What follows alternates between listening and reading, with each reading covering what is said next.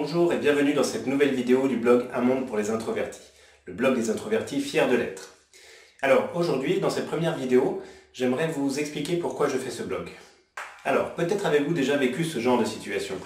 Vous êtes dans un groupe, tout se passe bien, vous discutez avec vos amis, vous vous sentez à l'aise, et puis tout d'un coup une personne arrive et monopolise toute la discussion, il parle sans cesse, un vrai moulin à parole. Et vous, d'un coup, vous vous sentez moins à l'aise, vous avez l'impression d'être subjugué par sa présence et vous vous sentez moins bien. Du coup, qu'est-ce qui se passe? Vous commencez à perdre vos moyens, à avoir moins envie d'être dans le groupe et puis vous finissez par vous en aller. Ou alors, ce type de situation, vous êtes en réunion, tout va bien, et puis quelqu'un vous prend à partie et là, c'est la panique, vous ne savez pas que répondre. Pourtant, vous ne pensez pas être spécialement timide vous-même, puisque la veille, vous avez fait une présentation devant une dizaine de personnes que vous avez très bien réussi. Vous étiez bien préparé. Mais là, devant le groupe, on vous pose une question à laquelle vous n'étiez pas préparé et vous n'arrivez pas à répondre, alors que votre voisin, très à l'aise, prend la parole directement et vous sauve. Ou encore, ce genre de situation, vous êtes invité à une soirée et vous êtes très heureux d'aller à votre soirée, de voir vos amis.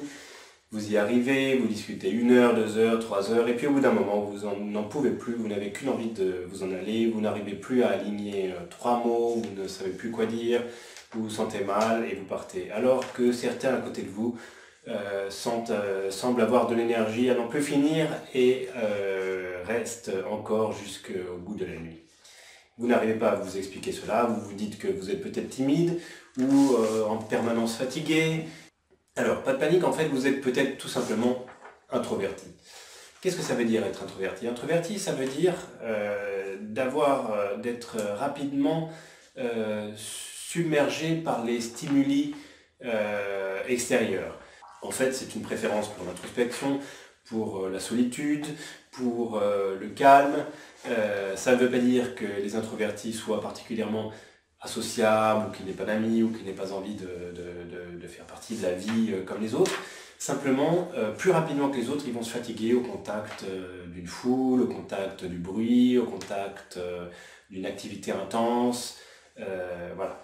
Et puis, souvent, les introvertis ont un manque de répartie par rapport aux autres parce qu'ils ont besoin de plus de temps pour réfléchir les choses. Les circuits dans le cerveau ne sont pas les mêmes.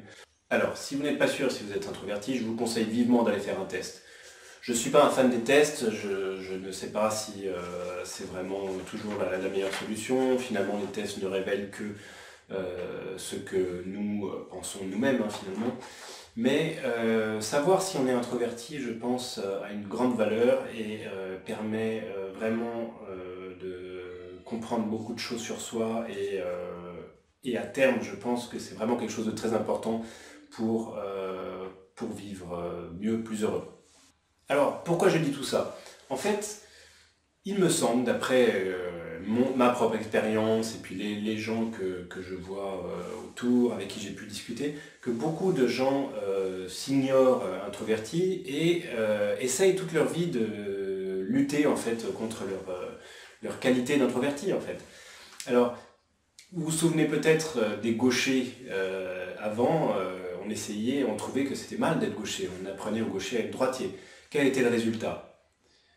Eh bien, ils n'étaient ni bons à gauche, ni bons à droite. Ils savaient écrire à droite, mais moins bien que les droitiers naturels. Et puis finalement, à gauche, il y avait des réflexes qui venaient avec leur main gauche, mais ça n'est jamais aussi bon que s'ils s'étaient entraînés à utiliser la main gauche. Alors je pense que c'est un peu pareil avec les introvertis en fait. Si on nous apprend toute notre vie à faire des présentations bam boum, c'est moi le plus fort sur la scène, etc. Ben c'est pas nous ça, on sait pas faire. Du coup, on pourra apprendre bien sûr, mais on ne viendra jamais aussi bon que l'extraverti qui est à côté. Donc, moi, il me semble que c'est beaucoup plus fort d'utiliser ses propres qualités, qui sont la capacité, alors on dit par exemple que les introvertis sont beaucoup plus capables que les extravertis de se concentrer des heures durant, Voilà, donc voilà une grande qualité qui peut être exploitée. Donc si on a une présentation à faire le lendemain, une présentation d'1 heure, l'extraverti typiquement va prendre quelques notes sur un papier blanc et puis va les réviser dans le train en arrivant à la présentation, et puis va improviser la majeure partie du speech devant les autres personnes. Et bien l'introverti, s'il fait ça, c'est la catastrophe assurée. Donc il va préparer calmement, des heures durant, des jours durant avant sa présentation, il va bien la préparer, il va bien réfléchir à qu'est-ce qui le touche au fond lui-même dans ce qu'il doit, dans le message qu'il doit faire passer, et s'il trouve un message fort qui le touche lui-même, il y a de grandes chances que sans hausser le ton de la voix, il arrivera vraiment à persuader ses interlocuteurs. Alors, en fait, bon, je voulais vous parler un peu de moi aussi, pourquoi je fais ce blog, mais tout ça en découle. En fait, donc un jour, j'ai découvert moi-même que je suis introverti, bien sûr, et alors c'est grâce à un livre dont je reparlerai sur mon blog ou dans d'autres vidéos ultérieures. Et en fait, ça a été vraiment une révélation, parce que j'ai compris beaucoup de mes comportements, j'ai compris que je n'étais pas anormal, et eh bien, ça m'a beaucoup aidé. Alors au début, ça m'a énormément aidé dans mes relations au travail, pour comprendre certains de mes collègues qui agissaient complètement différemment de moi, pour comprendre aussi un certain type d'attente qu'avait le management de moi et qui ne me correspondait pas, mais je pouvais enfin comprendre leurs attentes et puis essayer de leur donner le change au moins en partie. Comprendre mes amis, ma femme, mon enfant, voilà. Donc ça permet vraiment de mieux se comprendre, et puis de normaliser un peu un certain nombre de choses qu'on nous reproche depuis toujours. Un exemple tout bête, on a tendance à donner beaucoup d'importance à la participation en classe, au collège, au lycée.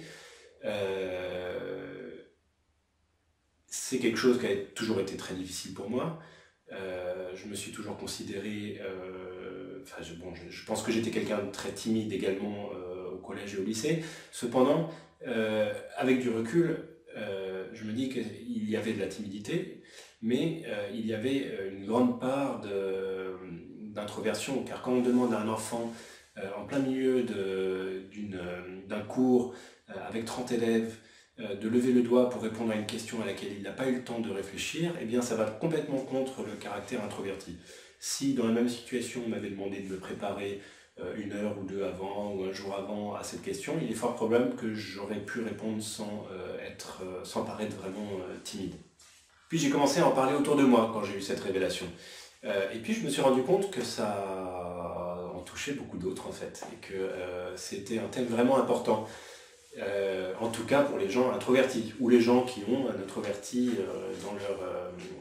dans leur entourage. Alors c'est pas important pour tout le monde, certaines personnes m'ont dit pour moi je vois pas trop l'intérêt. Souvent c'est des gens qui sont peut-être ni introverti ni extraverti, parce qu'on n'est jamais totalement introverti, totalement extraverti. On va sur un long axe de l'introversion à l'extraversion. Et puis parfois on est... alors moi je suis très vers la gauche, je suis très introverti je pense, mais certaines personnes sont un peu au milieu. Donc pour ces personnes, ce thème sera peut-être moins important. Mais pour les personnes pour lesquelles c'est important, c'est vraiment un sujet qui les touche beaucoup.